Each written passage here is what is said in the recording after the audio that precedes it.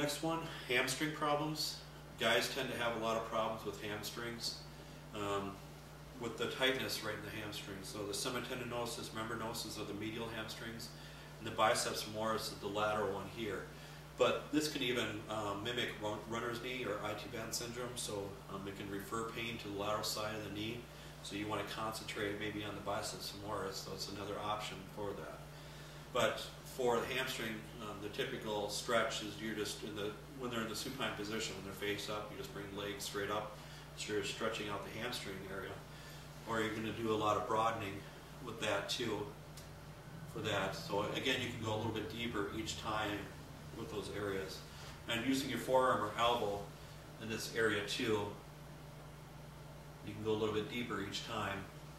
You can either go either direction too, so even though you want to go a little bit more towards the heart for deeper work, you're isolating areas, so you can go kind of either way for that. So you just kind of slowly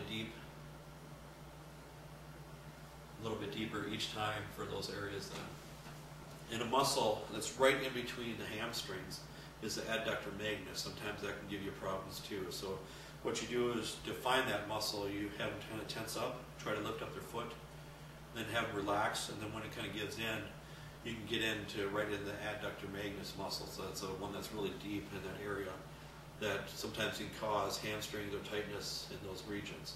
So again, you can either go even like a snake bite too, so you can kind of pull and bring it across, or you're bringing it this way too to help treat those areas. Again, with all these techniques, they're a little bit sped up, but just so we get basics for all these areas, so different things you can treat. So just want to slow all these kind of techniques down just to make sure that. So again, with hamstrings, biceps femoris is the biggest one, so it's the one that's lateral. So that's the area you want to concentrate on the most.